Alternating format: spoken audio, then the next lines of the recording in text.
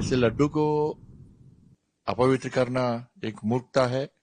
ये बहुत दुखद बात है और सनातन धर्म के साथ बहुत बड़ा खिलवाड़ है। ये बहुत ही गंभीर है, चिंताजनक है, अफसोसजनक है। इंक्वायरी करके सख्त कार्रवाई करना ही चाहिए, ये मेरा विनती है। जो कांग्रेस सरकार है निश्चित रूप से हमारे सनातन धर्म को मिटने का कार्य करती आई। मैं स्पष्ट कहना चाहूंगा नायडू साहब से भी, क्योंकि वो वहाँ के सीएम है, इस बात का निष्पक्ष जांच वो कराएं, जांच करा करके दोषियों को तुरंत कारागार में डालें। आज जिस प्रकार से विधर्मियों को वहाँ पर बैठा दिया गया, जिस प्रकार से हिंदुओं से हाथ से छोड़ करके ईसाई व्यक्ति को वहाँ पर बैठा दिया है, तो ऐसी स्थिति में आशा क्या किया जा सकता है। पूरे देश में, क्योंकि पूरा देश उद्वेलित हो रहा है ये इस बात को सुनकर कि उसके प्रसाद में जानवरों की चर्बी चढ़ाई जा रही थी।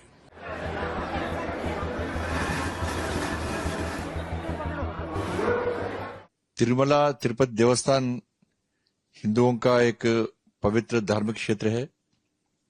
तिरुमला लड्डू को बहुत पवित्र प्रसाद माना जाता है। ऐसे लड्डू को अपवित्र करना एक मूर्खता है, ये अक्षम अपराध है। इसका कारण है कि पिछले सरकार के समय में टीटीडी बोर्ड में स्थानीय मंडल टीटीडी बोर्ड का कमिटी और कर्मचारियों की नियुक्ति करने के समय में अन्य धर्मों के लोगों को और नास्तिकों को नियुक्त किया गया है। जो भगवान पर विश्वास नहीं करता है लोग, इसके कारण ऐसा घटना हुआ है। मैं एपी सरकार से मैं विनती करता हूं कि तुरंत इसके ऊपर इंक्वायरी करना है और इंक्वायरी करके सख्त कार्रवाई करना ही चाहिए, ये मेरा विनती है। ये बहुत दुखद बात है और सनातन धर्म के साथ बहुत बड़ा खिलवाड़ है और जो कांग्रेस सरकार है निश्चित रूप से हमारे सनातन धर्म को मिटने का कार्य करती आई। वो तो राम जी को भी नकार गई है, उसने तो कोर्ट में तक एविडेंस दी है कि राम है ही नहीं है, राम सेतु को उसने नकारा। तो ऐसी स्थिति में उससे आशा खैर क्या किया जा सकता है। लेकिन आप ये समझिए, सनातनियों को समझना चाहिए कि ये सरकारें हमारा कितना विनाश करने का कार्य करती आई, हमारे लिए कितना दर्दनाक काम। जो एक हमारे आराध्य हैं बालाजी, तिरुपति बालाजी, मतलब आप समझ रहे हैं करोड़ों लोगों के आराध्य हैं और कितनी आस्था है लोगों की वहाँ पर जा जाकर, और उससे सरकारें चलती हैं, उस मंदिर से वहाँ की सरकार चल रही है उस मंदिर के चढ़ावे से। लेकिन आज जिस प्रकार से विधर्मियों को वहां पर बैठा दिया गया, जिस प्रकार से हिंदुओं से हाथ से छोड़ करके ईसाई व्यक्ति को वहां पर बैठा दिया है, तो ऐसी स्थिति में आशा क्या किया जा सकता है। लेकिन वर्तमान सरकार से मैं निवेदन करना चाहूंगा कि इसकी तत्काल संज्ञान लेना चाहिए और इसको तत्काल जो है वहां से जो विधर्मी टाइप के लोग बैठे उनको हटाना चाहिए और कड़ी से कड़ी इनको सजा देना चाहिए। भारत सरकार से भी मेरा यही निवेदन है कि इस प्रकार से सनातन धर्म के साथ खिलवाड़ न किया जाए, अन्यथा अखिल भारतीय संत समिति, व्यास संघ, सारे संगठन, हिंदू संगठन सड़क पर उतरने के लिए बाध्य हो जाएंगे। ये जो मंदिर हैं जो सरकार के अधीन हैं, इसको कहीं ना कहीं साधुओं और संतों के हाथ में ही रहना चाहिए। बिल्कुल, इस बात को लेकर के कई बार अखिल भारतीय संत समिति ने उठा चुके हैं इस बात को लेकर के और ज्ञापन भी दे चुके हैं कि जिस प्रकार से मठ मंदिर में साधु संत संचालन कर सकता है मठ मंदिरों को, उस प्रकार से सरकार नहीं कर सकती, क्योंकि शुद्ध अशुद्ध की विशेषता देखी जाती है और हम लोग शुद्ध अशुद्धता को कितने बजे उठना है, कितने बजे जगना है, कितने बजे भगवान को सुलाना है, नहलाना है, कैसे क्या करना, शुद्ध अशुद्ध की सारी प्रक्रिया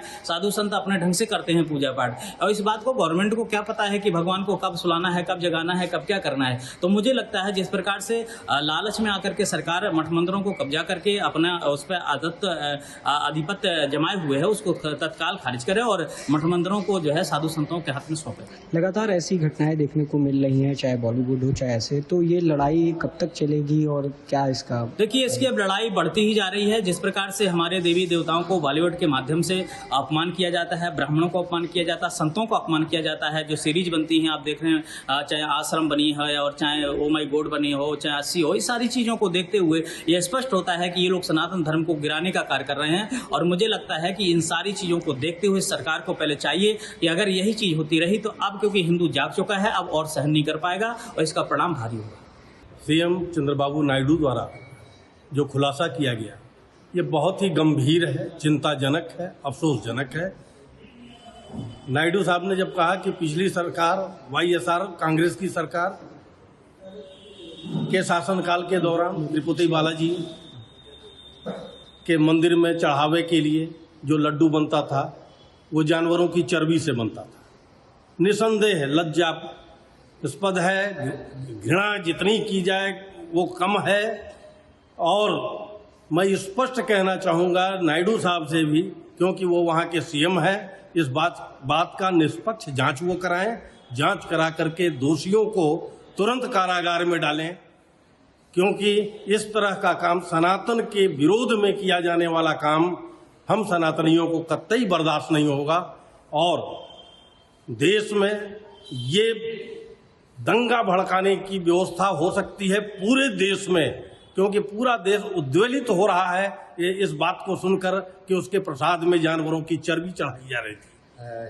तो ये कितनी लज्जाजनक बात है हम सनातनियों के लिए, पूरे देश के लिए ये उचित नहीं है। ये सनातन में कब तक ये लड़ाई जारी रहेगी? ऐसे चीज़ों को लेकर कब तक ये सामना करना पड़ेगा? जहाँ तक मैं समझता हूँ सन 1000 से लगातार 1000 वर्ष 1947 तक हम सनातनी अपने ही देश में अपने राज्य को बचाने के लिए, अपने राजगद्दी को बचाने के लिए, सनातन को बचाने के लिए संघर्ष करते रहे हैं।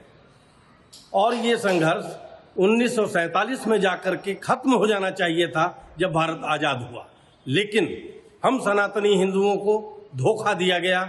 1947 में भी 1947 में भारतवर्ष की भूमि का 33% मुसलमानों को दे दिया गया एक सभ्यता के नाम पे, क्योंकि ये सभ्यता हमारी सनातन सभ्यता से मेल नहीं खाती है।